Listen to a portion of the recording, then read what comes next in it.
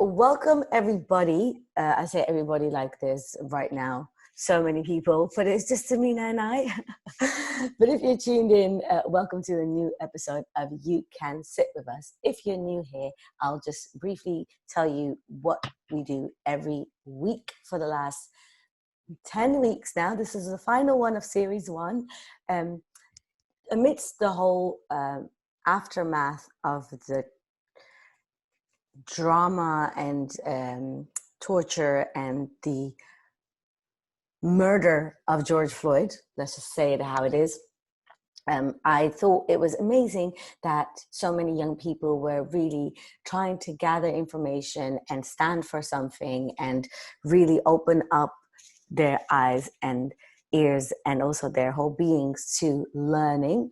But what did worry me a little bit was that a lot of people that we tend to learn from are not necessarily the most knowledgeable on specific topics that aren't creative things like music or film or fashion, which is what most influencers have a lot of knowledge on. So I thought, let me just do a little part that I could do, which is connect you young people with everyday heroes that live amongst us, but really dedicate their 9-to-5s or outside of their 9-to-5s, their passion and their free time to fighting the good fight. And this could be all across different industries and fields, but anything that affects us every day as being part of our society and our community. So we've had speakers on education, on healthcare. We've had people from Parliament. We've had young people who work in policy and advocacy and mental health. And today we actually have a topic that I didn't even think of myself until our speaker of today, Amina, was recommended to me by our former speaker, Banseka from Naked Politics. Because Amina is the founder of, not the founder, but part of very important person active within, I can say so, because you're going to be speaking on behalf of London Renters Union, right? Hey. Yeah. Sorry for giving you a big title. I just got really excited. Just founder of, not founder of, but part of.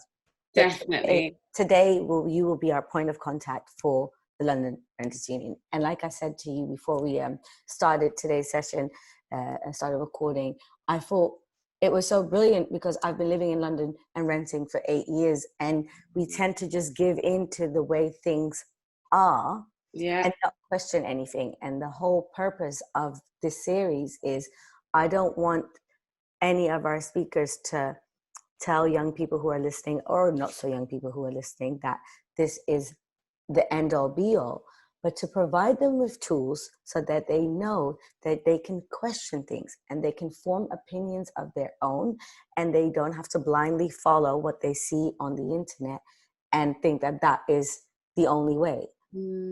And just equip people with some tools and some knowledge and give them a seat at the table. So thank you, Amina, for joining us today and doing this. That's all good. Thanks for having me. Now, we always start every session the same way. It's very easy. Very simple, but it's very important and we can't miss it. Who are you and what do you do? Oh, wow. You say that simple, but then we're just made up of many different things, innit? I like that. Hit me with all the different things.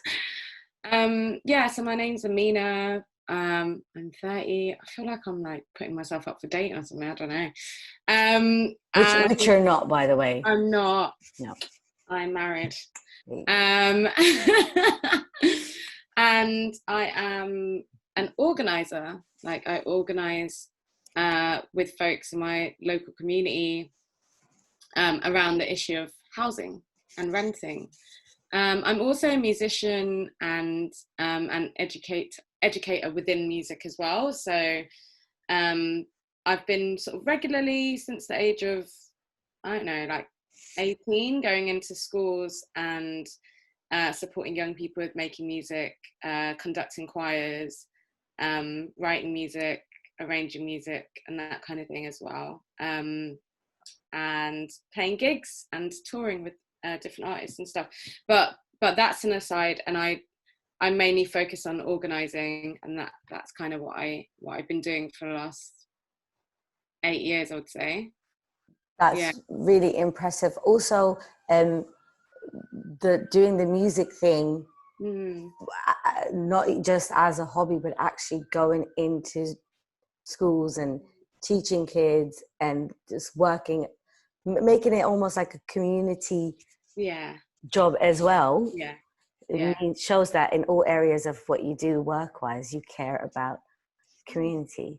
Yeah, I love community. We only have each other, innit? Like, we don't have anyone else. Like, as we've seen, like, recently, I mean, not even just recently, but, you know, like this COVID crisis and everything that's happening, like mutual aid stepping up, like we know that we only have each other. So I really love using music as a tool to get people together or to understand each other a bit more, to find connection. And I particularly love that with the voice, because there's something very special about our voices, and they can hold a story within themselves, and it can be a really liberating experience as well. So yeah, like I've mainly worked with young people in East London, like Canning Town, like Newham, basically, where I live, and it's been great. But yeah, I guess I sort of got more into activist stuff because, or whatever you want to call it, like social justice stuff, because I went to uni, like I went to Goldsmiths. Lovely university, beautiful campus. I mean, it is what it is. Like, that's how I feel about my experience, but it was a long time ago now. So no, interesting. Do tell me more. So I went to uni and it was dry. It was dry. I studied international politics. I didn't feel well supported at uni. I didn't feel like I was meant to be there necessarily. I sort of got decent grades in school and college, but then when I went to uni, I was like, oh, like the people around me, like they're so confident, like they really, and I just realized I'm like surrounded by public school boys, and sort of didn't want to speak up in seminars. Like, I didn't think I was intelligent enough in that space because of the way I speak and like the way, anyway. And also I just found that it was really weird, like learning about like colonialism, right? And then like it's completely detached from the fact that a few of us in the room who are by virtue like here in this country because of the very traumatic experiences of our ancestors and parents and stuff, and that wasn't like attached to, I don't know, that wasn't like thought about when running lectures or running seminars and stuff, and it's just like political theory, do you know what I mean? So anyway, found that quite almost as if it wasn't a real thing that people have actually lived and are young people like yourself are the result of the horrible stories that you read about in textbooks. Yeah. If they even teach you that. I was going to say, So then, so at the end of my degree, I had the opportunity to like go to the House of Lords, and I was kind of like doing a kind of internship with a baroness, and yeah, that experience of being in that space that is so archaic and outdated and full of like mainly white, like middle class to upper class people who are running our country, and just feeling like, wow, they're completely out of touch with the issues in my area, which, like, you know, like Newham is one of the most impoverished like places in the country. Like, we've got a lot of inequality, and actually since, you know, the London Olympics came here, although I loved that summer, don't get it twisted, I got swept up in that too, but the legacy of that is not, it hasn't sort of reached the people that it needed to reach, you know. The money has not helped many working class people in this community. So anyway, came out of uni, felt like, oh, like I don't want to be in Parliament because I don't fit in, and I don't feel like I can make change there when I feel like I can't be who I want to be, or I'm not enough in that space, kind of thing. And I started getting active in my local community and opposing the expansion of a local airport called London City Airport, and started singing with the local community around there, and like running workshops for kids, and but also door knocking in the area and getting people to oppose the, to speak up about the expansion and not just let it sort of go ahead, kind of thing. Yeah. Not just let it happen. And tell me a little bit more about, you briefly mentioned running workshops with kids. What should I imagine? What were these workshops about? And also, how did you one day go from not running workshops with kids to then actually doing them? Like, how does one set something like that up? Good question. Well, I didn't really know how to set one up myself, really. I guess because I've been doing music since a young age. Yeah. So I've had choir experiences since the age of like 11, I guess. And then back in the day, like more money was going into music in schools. So I had the opportunity to do like apprenticeships where I'd be leading, leading groups in music, groups of instrumentalists and also choirs. So that was the experience that I needed. I also ended up doing a leadership scheme with Spitalfields Music Trust, which is like the Tower Hamlets music service. Yeah. And that gave me confidence because I was going into schools and like understanding how music leaders put together sessions a bit more. But in terms of how I got this choir together, first of all, I felt it was needed. Like there's a community centre in the area called the Astor Community Centre, not like the supermarket, right. ASTA. Yeah, okay. Clarification. And there were youth clubs there and stuff, but like I think I got to know some of the parents around there from doing door knocking and from like doing listening sessions in the local community about the airport and stuff. And then I was like, let me try out this experiment of like getting parents and their kids together in a space and doing like an after school singing club. And yeah, people started coming to it. It was really, really nice. And we did like the local mayor's show. So in the summertime, we'd go and perform there. And we also performed at the Royal Festival Hall and stuff. Okay, casual. You're just, casually throwing that in the conversation. Yeah. But it was great because we also wrote our own songs. And there was one song called Always Believe, and it was written by those kids and their parents. And it was really beautiful, actually. Oh, I miss it. We did it for 4 years with pretty much no funding. And it was just, it was hard. Right. Like, not gonna lie. But it was also really inspiring and really cool to be part of. And probably also very, how do you say it, fulfilling.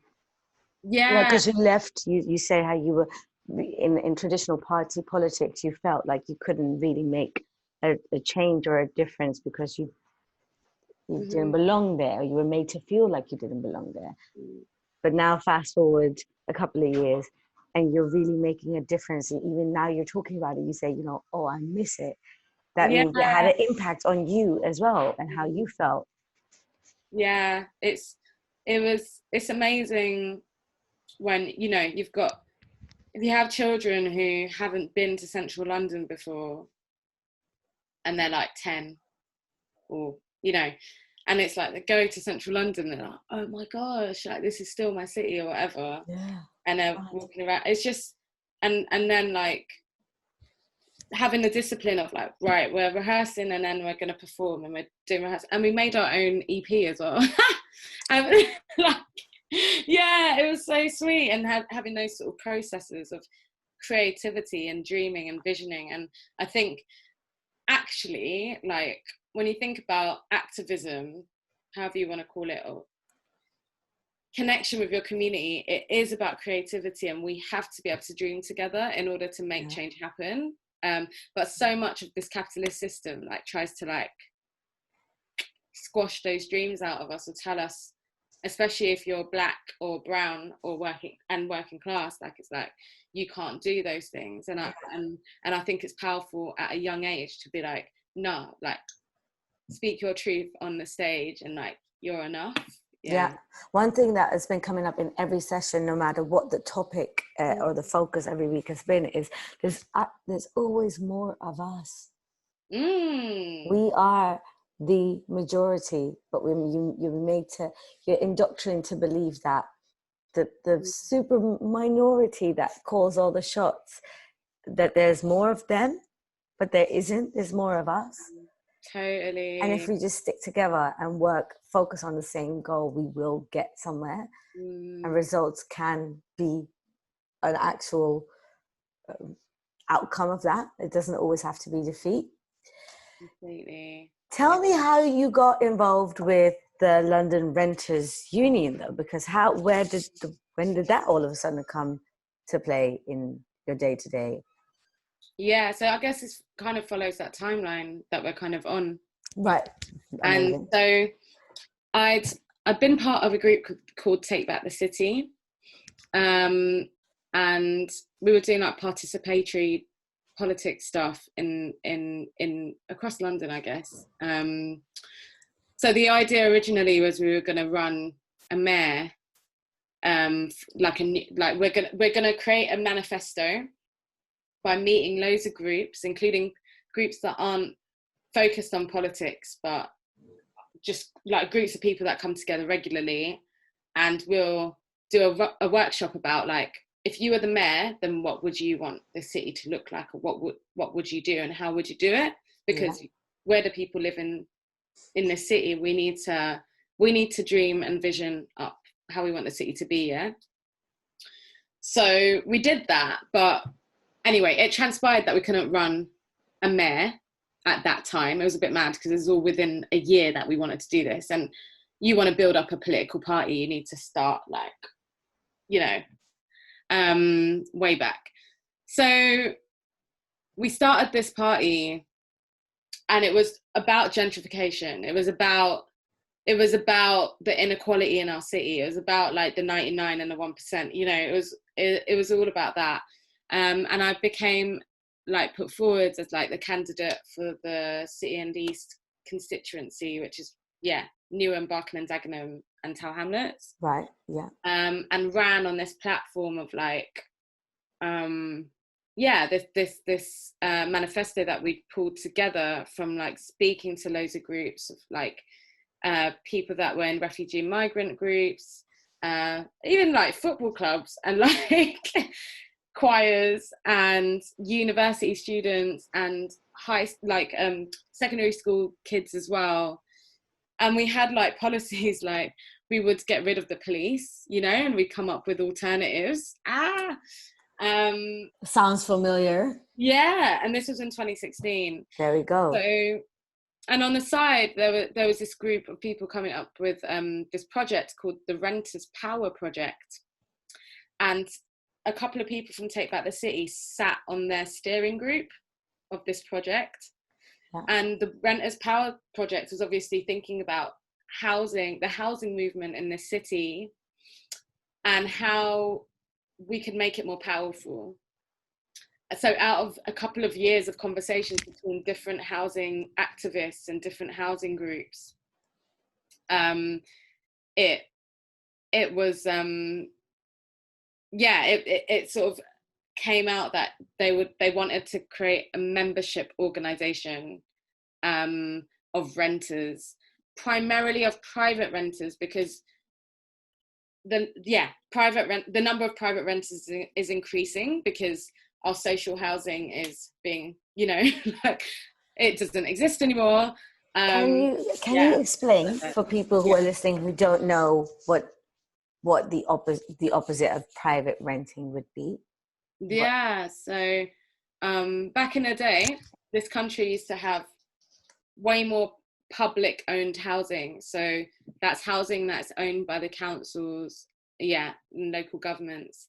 But this is a very, very basic view of things, by the way. Like, if you want intel, don't look to me.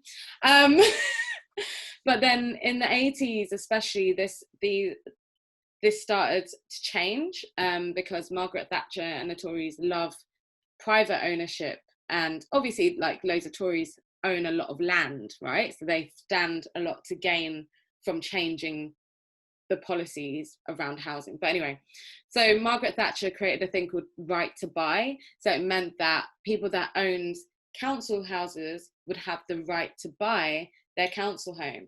And she at the time said that she would replace these homes that are being bought. But did it happen? No. So we're now in a situation where we don't have much council housing in the city. And the thing about council housing is that the rent is kept relatively low. And you have more rights as well. It's harder to evict someone who lives in a council home. So yeah, it's a sad and sorry state of affairs, because I'm sure everybody who lives in London can see that there are luxury apartments. There have been for the last 10 years, especially, these luxury apartments popping up.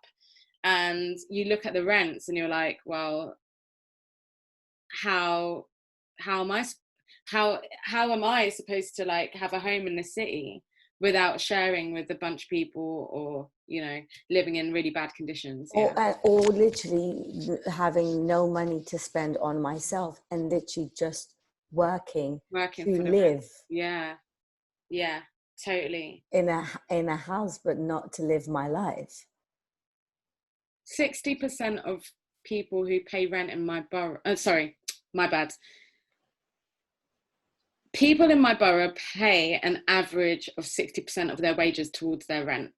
See, and this is when you are living to work and you're not working to live your life. Do you know what I mean? Yes. And that's so dangerous. And even myself, as someone who moved into London from a completely different country 8 years ago, my parents were shocked when I told them what the rent was every time I moved, because I wanted to live closer into East and then slightly nicer flat. And then now my money that I pay here to live with two friends in a council building in Hackney, back home I could get something for myself. Mm-hmm. But again, we've given into it, because even someone with the education and history of working that I have, just give into it. You don't think about, well, when is this ever going to stop? Because if the rent keeps going up, people like myself are going to not be able to live in the city. So what do you get? You get entire communities being pushed out of areas. I see. And this is gentrification at its finest. And also, you know, the other day, sorry to interrupt your story, but I just think it's the topic of gentrification. It's become such a popular word now, and it almost loses its like the power and the value and the true meaning of the word, because we're so used to it being thrown around. But think about it. Gentrification literally means that because of a certain type of person moving into an area, because of their existence, that area becomes more desirable to live. And that is usually a white person. Mm-hmm. And that's literally what gentrification means. White people moving into an area, and because of their breathing and being, that area is now more desirable to live in. And therefore, then the domino effect of what we know to be gentrifications, rent prices going up, like different establishments opening up, blah, blah, blah. But it starts with, it wasn't desirable when you or we were living there. When the day that it was broken down to me that way, that is actually what it truly means, I was shocked. Because again, it's been happening around me all these years, but I've been blind to it.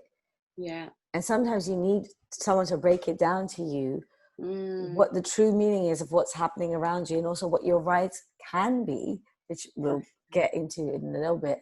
Yeah. For you to really understand how you can get involved and actually do make your voice heard and stay in your own city and not be bullied out of the city that you made great. The reason why people want to live in the city is because of people who were born here, who made the city great because of their culture and their creativity and their London being and their London mind state that is so attractive to everyone else from around the world.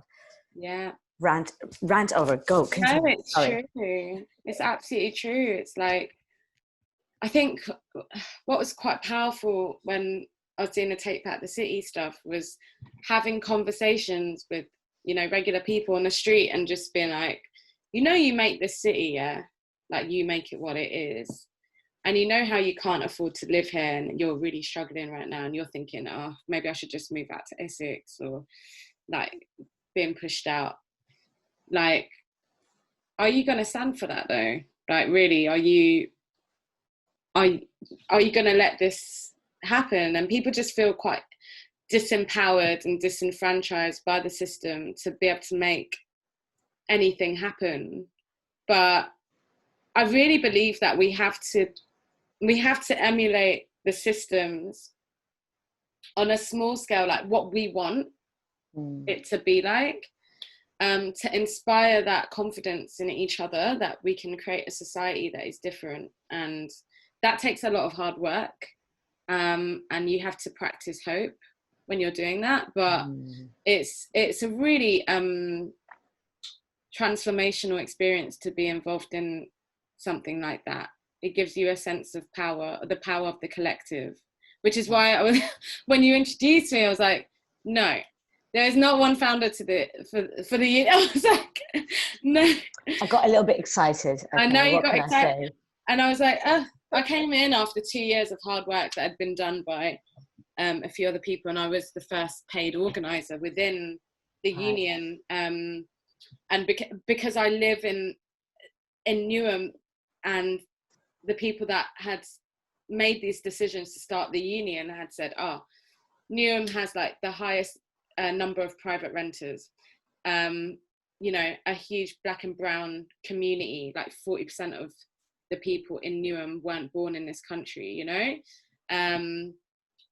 Like, I applied for the job because it was like, yeah, housing needs to change in this. And also, like, it's only when we have a movement that is led by black and brown working class people, like those in my community, that we're actually going to have change. Because the way things get watered down, or the way that people organize when those people aren't in the room, or even to exclude us from those conversations, like, no, I wanted to do things differently.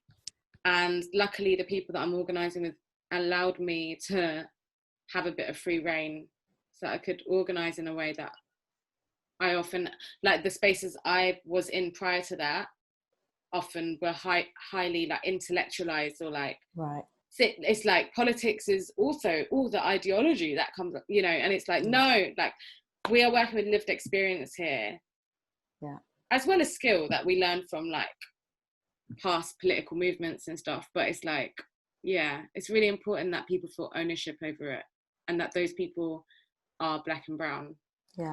Representation, right? So tell me, what does your job or your role then within London Renters Union look like? What does it entail? What does your week look like?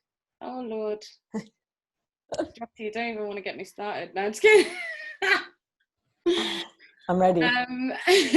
So, I mean, do you want pre-pandemic or post-pandemic? Interesting. Please, can we do a bit of both? So, pre-pandemic was definitely going at a slower pace. But so I've been working with the union for a couple of years now, like 2.5 years, and a regular week is supposed to look like me doing a little bit of door knocking, maybe having a stall on a local high street, and empowering like a few people to like do that alongside me. Empowering, I hate that word, but you know what I mean, like saying, oh, let's go and do this together, let's go and talk to local renters, let's start making connections with local organizations that we haven't done that with yet. Yeah, signing people up to the union, pulling together meetings that are well facilitated and joyful, where we are planning like campaigns or listening to people who have housing issues and like trying to rally around them and thinking about what collective action we can take around that person's housing issue that would lead to a better housing condition for them, with them at the forefront of it. So it would kind of be like strategizing around that. Trainings around negotiation. So if you place a demand on a landlord, or if you've done like an action outside a letting agent, then you want to be prepped on like how you're going to speak with those people once you're in the room with them. Yeah. And you want the person whose housing issue it is to be doing most of the talking, and to be feeling powerful in that space. So there's bits of that. There's bits of, sometimes there's media work. If there's like a, you know, recently the government's been making some crazy announcements around the evictions ban ending and this and that and the other. So we've had to react to that and sort of say this isn't good enough or whatever. And so we have to find people to do that media work and train them and stuff. And yeah, so there's a lot of different elements. And what kind of housing issues should I or could I imagine that come up that you then have to, like you say, strategize around, but get the person who's affected by the issue actually do most of the speaking? What kind of issues do people come to you with? Yeah, I mean, to name a few. Yeah, so my rent is too high. Yeah, my rent is too high. I can't afford it anymore, especially because of COVID. Like so many people have lost their jobs, and what we've been saying as a union is the government needs to cancel rent, wholesale cancel rent, or cancel rent debt. In the beginning we were saying cancel rent. They did that in Italy during their lockdown. So that's it, isn't it? Yeah. Like, this government isn't doing enough. So many people have joined because of rent debt. That's like one of the main issues right now is rent debt. The union has expanded by, like, we've had a 50% increase in membership. So we've got over 4,000 people in the union now, because like during the pandemic, it was like everyone was like, oh my gosh, my landlord wants me to pay my rent and I can't because it's a pandemic and because there's been lockdown and because my business is folded or like whatever. So yeah, that's a huge issue. Another one is harassment and the threat of illegal eviction. In my branch, because we have different branches across the city, so mine's Newham and Leytonstone, there's one called Hackney and there's one Lewisham one as well. And in my branch, we've had 3 people illegally evicted over the duration of the pandemic. And when you're on a street stall, you hear of more as well. And because people don't know their rights, they don't know that if their landlord asks them to leave, they don't have to leave straight away. Like, they have rights, and you should maybe change your locks if your landlord is coming round unannounced. That is in law. You can do that to protect yourself. Mental, because yes, it sounds, when you say it, I believe it, but I would have never thought so. Because just to even relate more to what you said at the start, I currently live in a private owned council flat, right? My lovely landlady has lived here for I don't know how many years. She's an artist. She's completely redone the flat, built it with her own two hands. Beautiful, whatever. But if she were to hit myself and my flatmate Adam up tomorrow, whose name is on the lease through the estate agency that deals with everything, I would just assume that it just means, okay, well, she owns it. It's her house, so she's telling us to get out. I'm going to have to get out. No. But If that's you have the case. no, if you're so it's different for people who are lodgers. Yeah. And I would think like no one, especially during a pandemic, should be forced out like within a week or whatever. Told to pack their bags. No, but lodgers have less rights, and like lodgers, if you're a lodger, your landlord is in your house with you. Do you know what I mean? Like that, and you don't really have exclusive rights to all of the space, kind of thing. But you're a private tenant, even if your landlord tells you differently, because some landlords, what they try and do is say that you're a lodger and they're not even at the property, right? Even if they say that and give you a contract that says you're a lodger, legally you're not a lodger. It is about the reality of the situation. And like, if there's any lawyers watching this now, they're gonna be like, oh my god, she's explaining this really badly. But like on a simple flex, if you have if you're the person if you have like a lock on your door, and you have exclusive rights to a space in the house, then you are an assured short-hold tenant. If your landlord doesn't live there, you're an assured short-hold tenant. And that means that your landlord has to take legal action to get rid of you. Like, they can't just evict you by verbally asking you to go, or even by texting you.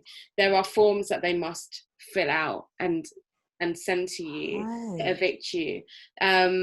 So there's a Section 21 eviction notice and a Section 8 eviction notice. And there might be others, but these are the main ones. With Section 21, landlords don't need to give you a reason for getting rid of you. And so we've campaigned around this type of eviction notice because it's awful.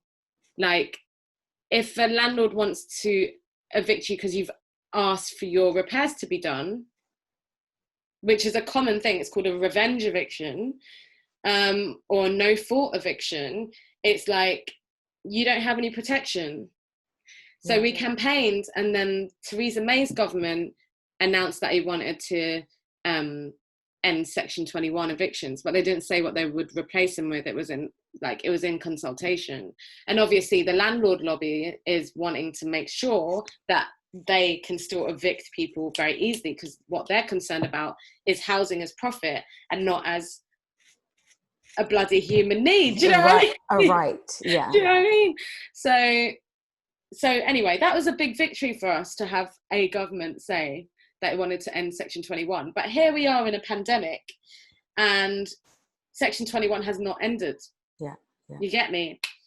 So we have Section 21 and Section 8. And Section 8 is rent arrears. So they can evict you for rent arrears that are over 2 months worth of rent, I think. Okay. Yeah. But as I said, like, there's a legal process for this. If you haven't received any forms, if you haven't been asked to go to court and defend yourself, because the last point is where the bailiff comes round, and that's the point at which you have to leave. Yeah. But that's also the point where we can have a crew of people who show solidarity and physically stand outside the door of whoever's being evicted and prevent that eviction from happening. This literally sounds like something in a movie, but this is real. This is real. This is how you could literally stop from getting evicted in a legal manner that is justified. Mind blown. And again, in the back of my head, nothing that you're saying is sounds unheard of or crazy, but you feel so small. Yes. When you're renting in a city like London, you just feel like you're one in 11 million. If you don't want to pay this, someone else will. So out you go. Do you know what I mean? Yeah, but no, we're not gonna. No. So we have to fight. We have to fight for rent controls. Yeah. At the moment, we managed to get the government to do a U-turn on the eviction ban ending on the 24th of August. So they tried that. But then the Friday before that, Monday, they made an announcement that they were going to extend it to September the 20th. That's this Sunday, fam. Yeah. But that was a little victory. But also on top of that, they said that an eviction notice has to be 6 months now.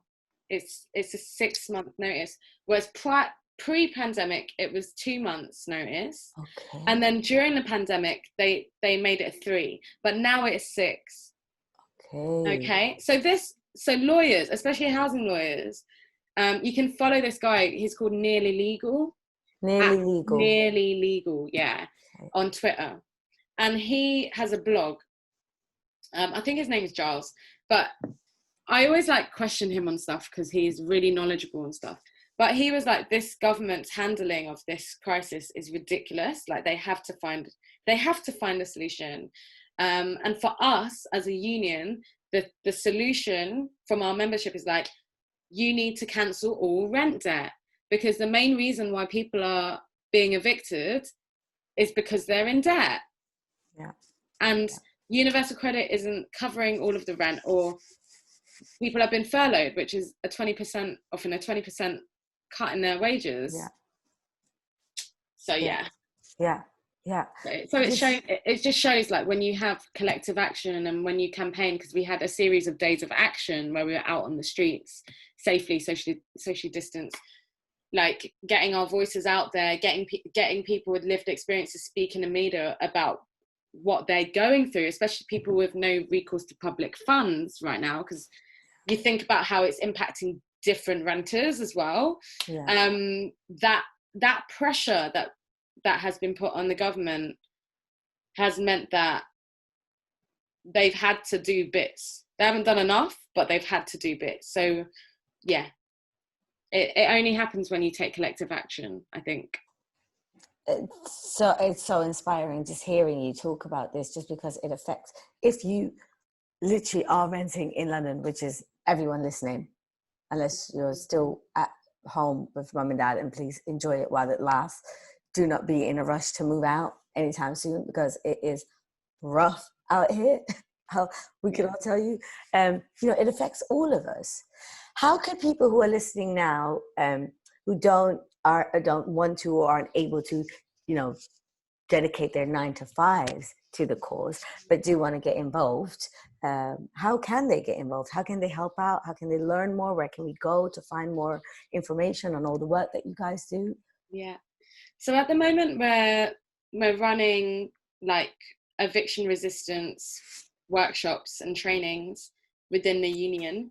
And so it's really important, I guess, as a starter, for people to know their rights. So that's a really nice place to start. Like if you join the union, then you can have training. And so it's renters who are coming up with these trainings and trying to make them as accessible as possible, and then teaching one another what to do, or how you can support yourself in a situation, because that kind of self-empowerment is really important when you have to negotiate with your landlord.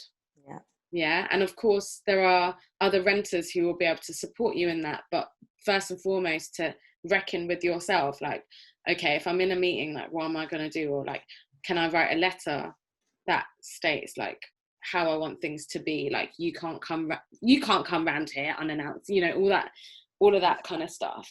So the first thing is join the union, sign up to an eviction resistance training, where you'll learn about that stuff, but also how we can collectively come together to prevent evictions in our local communities as well. And check if there's a local branch near you. We've got, as I said, Hackney, Lewisham, and my one, Newham and Leytonstone. But we've got little groups springing up. So we've got Camden springing up, Tower Hamlets springing up, and there's others that I've heard rumours about, which is fantastic. And they're starting to spring up. So it's when you connect with local renters, then you start feeling, yeah, I've got like a little community. Yeah. And these are the stalls that we're going to run, and we're going to go and speak to people in our local communities, because housing and health are like this. And this is something that came up in our session with race and health. That even like health isn't just when we think of illnesses, but also living conditions. That's it.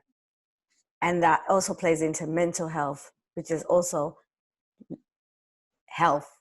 It's no longer something separate. No, it is your health. It's your well-being. It is holistic. It is about the systems.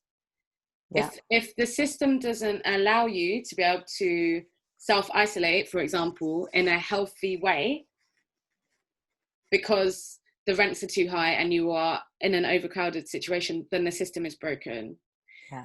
If the system says that, you know, because you have complained about the level of mold and damp in your home to your landlord, that they can then threaten you with eviction, then the system is broken. You get me? So we need, I think, like, people can see these things as separate, as you're saying, and like we need to marry up the health system, the housing system, the air that we breathe. You know, all of these things are interlinked and interrelated, and we need to be doing political education around this. Yeah. To raise consciousness. I mean, like, we need, pardon my French. We need. You've done so well. You've done 47. You've done 47 minutes without swearing. Well done. I'm a peak swearer as well, Jyoty. Like, well done, Amina. Thank you. I'm impressed. I've got a question actually. Kind of tying everything kind of back together, or because I can imagine there's things you deal with that have a lot to do with race and health, and then gender politics as well. Everything comes into place. But what I would want to know from you, because you started off by saying how important it is for you to, as someone who is of a Black background, to be representative of people who make up the community and speak from experience. In your work, how many people do you deal with of a Black or brown or ethnic minority background? And then how many of them are women, and how many of them are non-binary or part of like the LGBTQIA plus community? Where does the intersectionality, how is that represented or reflected within your work? Like the people you deal with on a day-to-day basis? Yeah. Oh, wow. Yeah. Maybe I wouldn't always know sexuality-wise where everyone is at. Of course. But I'd say in our branch, probably about 50% of people who are active are of a Black or brown background, and also the majority of them are women. And women always come through. Like, they will always come through. Women are really out here doing the work. Doing the most. I think there's something about the connection we can make to each other on a deeper level that means we love, well, I'm speaking for myself now. I'm just like, I love getting to know people. I really want to know what motivates people to act, or who people want to be, or what they want to do in their lives. And I think, like, to have really strong social movement, it takes that energy of relationship building. And obviously women primarily, or non-cisgendered like men, are like gonna do the work of like doing that emotional labor which comes with that. Do you see what I mean? But yeah, like obviously being in this area that I'm in, the number of people that are getting in touch, like many Asians getting in touch, actually, many Indian students in our area have no recourse to public funds and are going to like University of East London and don't know their rights as private renters, and are in a very tricky situation because of the pandemic as well, like because sometimes they're holding down very precarious work as well. Do you know what I mean? So yeah, I think interesting number of stats though, the 50%. That's definitely surprising. Yeah, I think it's around that. And I think it's not only about stats though, it's like, okay, who, you know, how are people making decisions, you know, because it's not about having black and brown faces and being like they're in the photos, you know what I mean? Like it's about who's making the decisions around how we're functioning as an organization. And I think there's still work to be done, like, because especially if people haven't been politically active before, it takes a lot of work to get someone in a position where they're like, wow, like my voice matters and I'm going to be part of a project like this for social justice. It can take years of like, I'm still ringing you because I think your story and like who you are, you're what the union is about. So yeah. Well, we've got 8 or so minutes left, and I wish I could talk to you, I mean, longer, just to hear your stories of like issues that you've dealt with and results you've achieved. But I guess we could also do that by keeping in touch, if you will get to at the end. But at the end of every session, we do tend to, we try to touch upon the last segment, with however many minutes we have left, because we always run out of time. But there's a segment that sounds a lot more serious than it is, called Homework, which is books, videos, podcasts, TV series, anything that you have consumed that you would want to share with people. And now it could be relating to this topic, or it could be completely just something that made you happy or excited or sad or cathartic during the pandemic that you just want to share with people. Yeah. Wow, okay. So let me just pick up this book here. This is a heavy read. It is like a big, and it's not the easiest read. It's called The Politics of Trauma. It's by someone called Stacey K. Haynes. I'm starting to look a lot into trauma and how we carry it in our movement spaces, or like how we reenact kind of, I don't know if that's how to frame it, but how trauma can play out in spaces, like and how we can collectively heal around this, because there's a lot of individual work to do when you're doing social justice work, because when you're in relationship with each other, you have to, it's hard sometimes, right? Yeah. You're making big decisions, people are putting a lot of time into things, it's a very emotive thing, because you're fighting for, like, people are fighting for their lives. Yeah. You know what I mean? So that can lead to a lot of stuff coming up in the space, and sometimes we're not in right relationship with each other because we haven't worked through some of our trauma, is what I'm seeing. Right.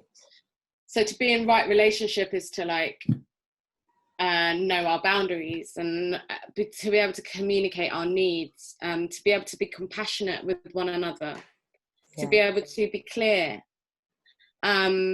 And what I'm seeing is sometimes, especially in Britain, oh my gosh, you might have noticed this because you're from Amsterdam, but like, we're not good at talking about our feelings. Everything's hush hush. Yeah. And we can't be functioning like this. Like, if we're gonna fight for a better world, and then we've got undercurrents of this, that, and the other, then we need to know where that's coming from and how we heal into all the generations of trauma, especially for Black and brown people, that has come before, you know, and it's our duty to do that. So I'm looking into that with this book. I guess, I should have thought about this way more beforehand. I'm not like a big astrology person, but let me find her thingy-majig. So there's Marissa. Yeah, okay. You mean Arvin's sister? Yeah. Manuka Honey. Yeah. Yeah. Manuka Honey's Instagram is amazing. I love. I think she also does a Galdem like article once a month. A horoscope. Yeah. She's wicked. I'm loving just personal readings as well for people who are interested. Hit her up. She can do personal chart readings that are 1 to 2 hour long. Do you know what? I'm gonna do that because I need it. It's an excellent present to yourself. Thanks. It really is. And then Kelechi Okafor. You know Kelechi Okafor? Yes. Bloody amazing. Always speaking the truth. And I listen to her podcasts like on a regular basis because she's just incredible. Like, and I've always wanted to go to one of her twerking classes as well, because I'm not the best twerker in the world, but I think that I could get a lot of joy out of it. Related to like housing stuff, follow the London Renters Union Twitter. Okay. So it's LDN Renters Union. Yeah. Definitely. And as I said, I find this guy Nearly Legal really useful. Yeah, if you're a nerd and you want to see how this government is moving mad and what this housing lawyer is saying about like how crazy it is to kind of try and work with what they're doing right now. Even housing lawyers are like, what the hell is this? Then follow him because he's really, really good like that. Amazing. Yeah. And right on the dot before we have to end it, where can we follow you? Do you have a Twitter? Can we keep up to date with what you're doing with the community and Newham? Like where? Tell me. Well, it's definitely like the London Renters Union Facebook and Twitter pages, and we've got an Instagram as well. Okay.